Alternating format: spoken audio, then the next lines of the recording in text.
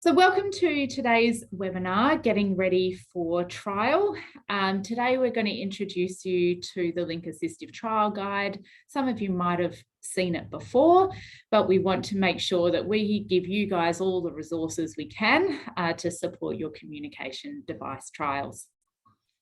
My name's Amy Litton. I'm one of the speech pathologists on the team. I'm based over in Western Australia, but we've got consultants right around Australia. So you may have come across Jess, Lauren, Charlene, Lisa before, and they are always available to help you out as needed. So just to kick off, we are going to just quickly acknowledge the traditional custodians of the country throughout Australia and their connections to land, sea and community. We pay our respects to their elders past and present and extend that respect to all Aboriginal and Torres Strait Islander peoples today. So for today's webinar, we are going to be going through the trial guide. So this is your main resource for today. Like I said, this will be sent to you in email as well, but I'm going to pop it into the chat so you can download it. It's also available on our website as well. Oops, it's gone wrong. Okay. So let's get into it. Today, we're going to talk through the steps to trial. I'm going to make it specific to Link Assistive's process, but it is pretty similar for most suppliers. So we're going to talk about our first step of investigating options. So knowing which communication device to trial with your clients and with your users. Then we're going to talk about how we request trials and just things that you need to think about when you're making a trial request. We'll spend a bit of time talking about preparing for trial. I really find that if you're well prepared, that's where you get really solid outcomes from your trial and you have really clear directions and pathways forward. So I want to share some resources around preparing for trials. We'll talk about the trial itself. Link Assistive, we offer 3-week loans of devices, but that might vary with different suppliers or different options that you're using, and just some tips and tricks that we found along the way supporting trials. And then we'll talk about evaluating the trial, determining kind of how the trial went. Do we need to trial more devices, or are we launching into applying for funding? So that's the 5 stages we're going to talk through today.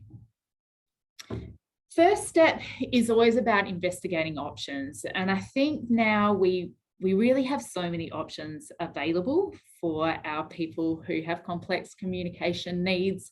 And it can be hard to keep up with how many devices and software are popping out. So probably my biggest tip is to start investigating the options with your client and help them to also do some Googling and see what's out there. Link Assistive does the Tobii Dynavox range of communication devices, and we've also got options for iPad as well in terms of purchasing. You might like to contact your suppliers. Most suppliers will offer initial appointments, and often they're free of charge. So we can bring out the devices, talk through the different features and show the client some of the options and the software available to them. This might be in person. If you're in one of the major cities that we're based in, it might be over a Zoom meeting where we can share our screen and talk through the options, or even just give us a call if you're not sure where to start. So there's a lot of support available to you from your suppliers to be able to do that first step, investigating options. What really helps us as a supplier is to know what kind of features that you require for your clients. So if you can give us some information about their receptive language, how they're currently communicating, do they have literacy skills? Are they someone who's going to need alternative access, potentially switching or eye gaze? Maybe they're going to need access to their computer, Facebook. They want to integrate their phone. So all those kinds of broad features that you think your client might need, that would be really helpful for us to help you find an option within our range that might suit. What we've got for you is a feature matching chart. I'll pop that in the chat as well. I find it really helpful just to consider the different types of features AAC technology offers us now. Like it's amazing where all the devices are heading and what they can do. For some users, they just want a really simple device that has their communication software on and that's it. For other users, they might want to do YouTube. They might want to do link in their mobile phone. They might want to access Instagram, for example. So it's really, if you can talk about this right at the start of the process, that helps us determine what device is going to be most suitable to meet all those features that that person requires. You don't need to know exactly which device, but if you can let us know a bit of information about what you're looking for, that can certainly help us.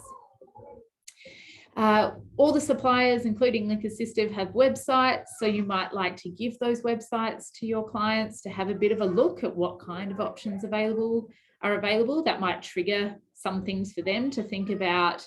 You know, maybe I want something that's really durable, or maybe I want something with a slightly larger screen, or something that can be eye controlled. So I often give my clients the websites and just say, have a bit of a browse and see what's there. There are a couple of websites, Ask Ned, which Indigo here in WA maintain, and Assistive Tech Australia over in New South Wales have a website as well. And they collate information across all the suppliers, so they can be really useful resources to pass on. Then when we're looking at options, you want to compare and contrast each option and try and match the features required for the client.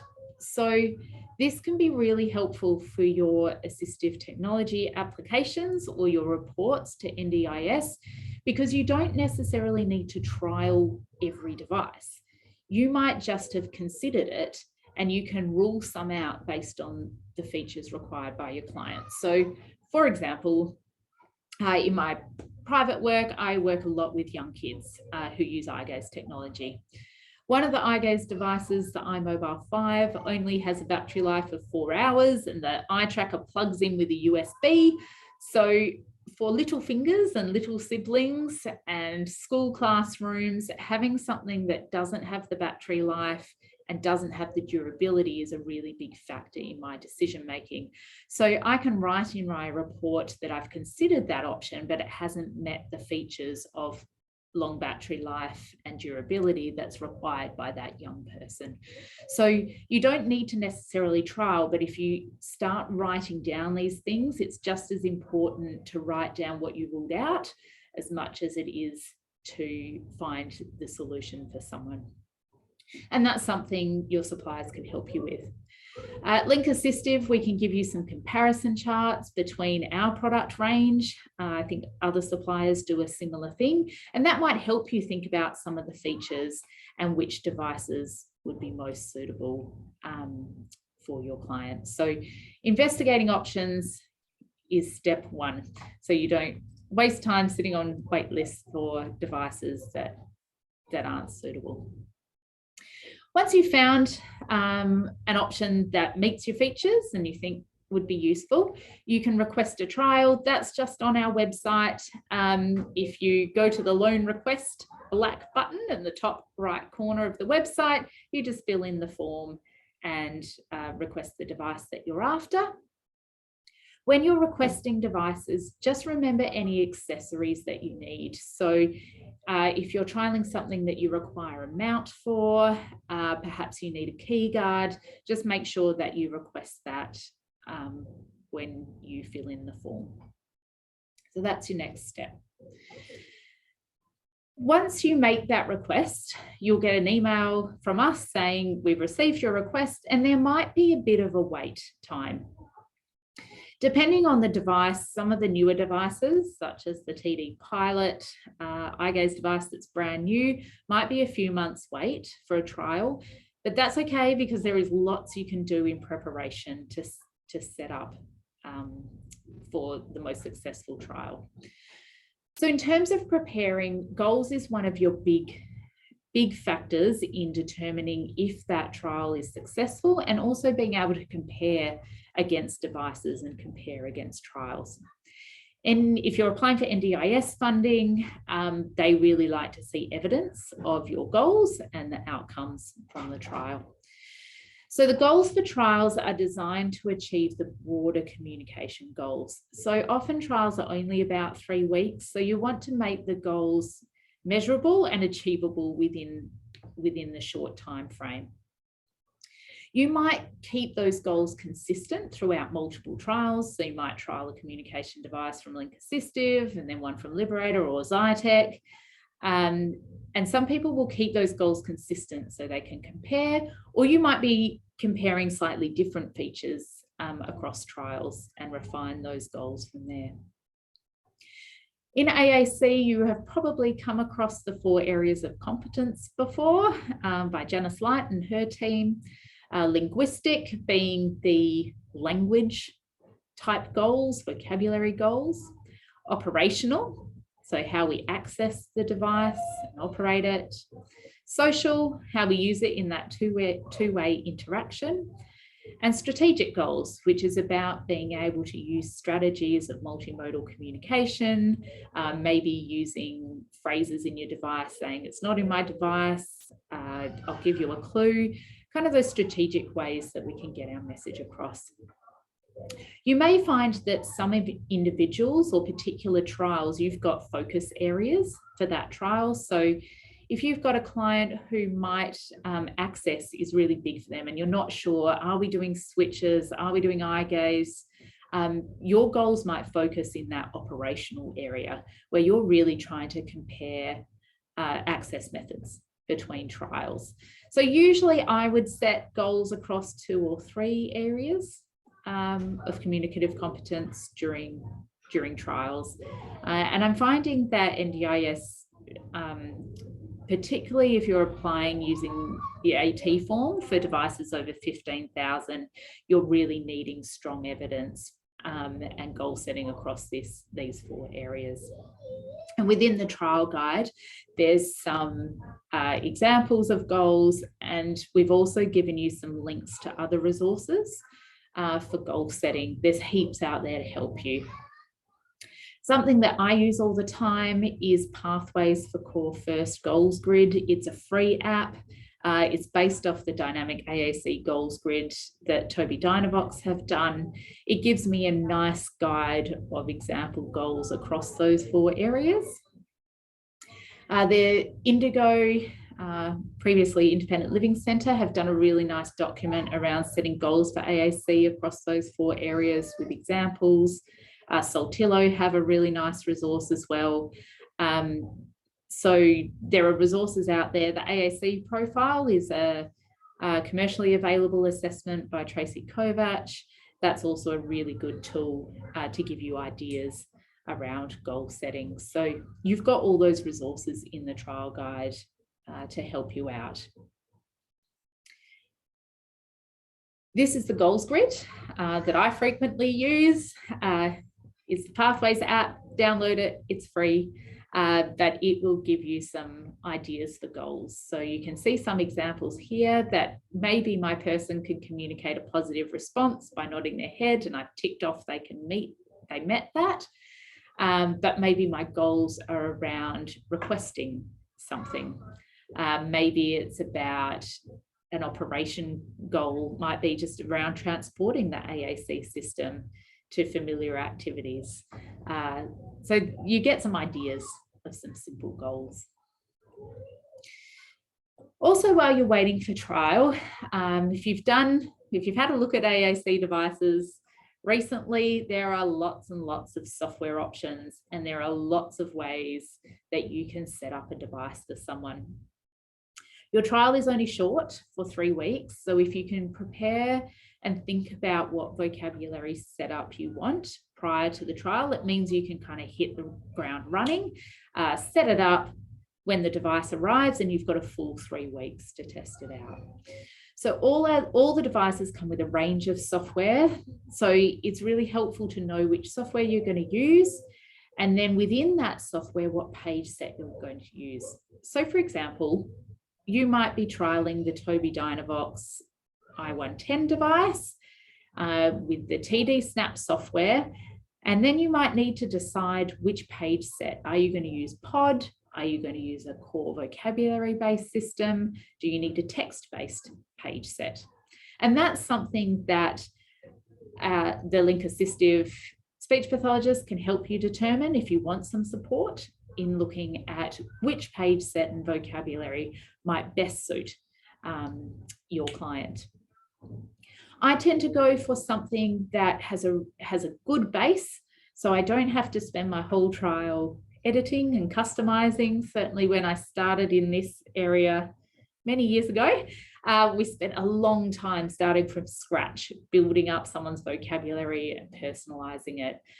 What's been great over the years is more and more work and research has gone into page set design.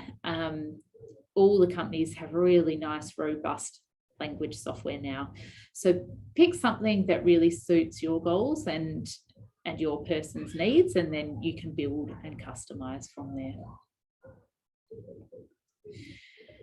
So once you have a think about the software, like I said, you could do a pre-trial telehealth with one of the Link Assistive speech pathologists and say, hey, I'm not sure which software and page set. Can we have a chat about the options? So we can do that before you get your trial. You might start customizing the vocabulary. Pretty much all the software now has free editable software. So you could potentially start playing with it, start working with the family to create a user, start customizing vocabulary before you even get the device. So then once you get your trial device, you can pop it on a USB and back it up onto the trial device and hit the ground running. So the more you're prepared, that can also help really make the most of that 3 weeks. I'd recommend in this time, as you're waiting for the device, book yourself some time to learn and play with the device at the start of the trial, booking appointments with your client during the trial. I find, depending on the family's confidence, most people like to see you at least once a week during a trial to make sure you can tackle anything that might have gone wrong or they might need support with. And I always give them, when you get the trial devices from us, in the box will be a if you need help document, so families can contact us directly if there's any technical issues during the device trial and things. So just make sure that they have our contact details as needed. What I'm popping in the chat at the moment is just a template around personalized vocabulary. You might like to start thinking about with the client and their family what vocabulary you will need to add to the device. So who are really important people in that child's life or favorite activities? I wouldn't put absolutely everything in there, just the really important stuff. It is only a trial, but it can be helpful to start thinking about what personalizations you need to make, and that might also give you some kind of ideas and make sure you've got enough time in your diary to be able to support families and clients in the personalization in the lead up or at the start of the trial.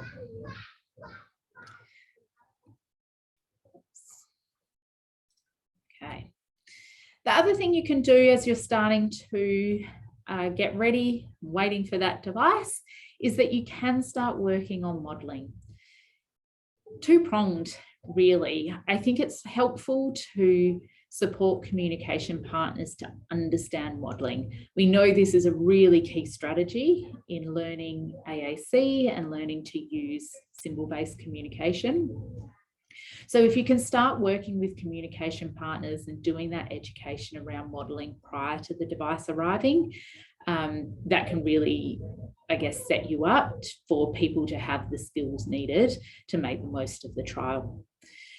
You can print off paper-based versions of the software that you're going to be trialing, and that might just be a front page. So if you're using TD Snap, for example, I think it's behind me, there's a printed poster just of the front core vocabulary page. You could just start coaching people in modeling go, stop, like, want, so they start to become familiar. You can also find the client themselves, if they've seen those symbols a bit, they're starting to become familiar with the layout, it can set you up for a successful trial.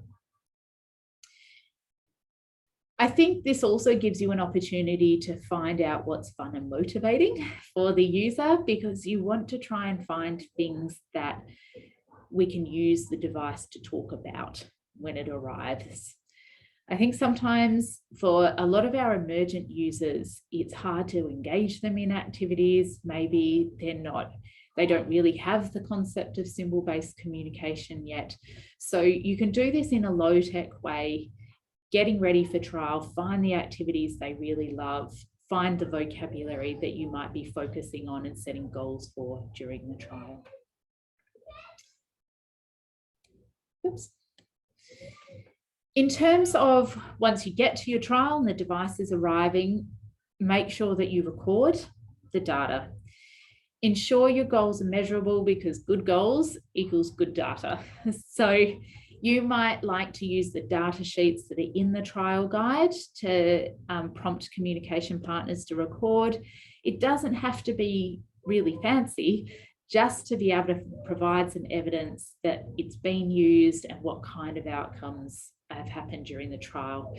Because if you are trialing 2 or 3 different devices over a space of 6 months, by the time you kind of get to all your trials and you go to write the application, I find that I forget what had happened in that first trial. So it's really helpful to have that written down. Some of the devices have inbuilt usage counts and I guess recording features that you might like to explore, and we can help you with that as needed. Descriptive information, though, can be really helpful, particularly in terms of NDIS and achieving those broader goals. Gathering evidence of how it supported participation, how it gave that person more choice and control, how it, built their communication and connection with their family and peers. You might like to take some photo and video to kind of help everyone remember and remind them what that trial was about. If you are trialing something that requires an NDIS application, then my tip is to read it before your trial, just so you know what information you have to collect. And make sure you're ready to go once you need to write it.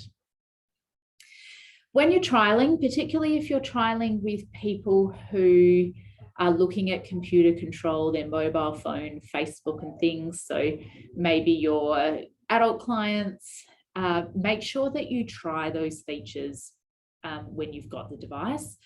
Sometimes software and companies say that a device can do something, but when you try and pair it with that client's mobile phone or that client's TV, for some reason it's just not compatible.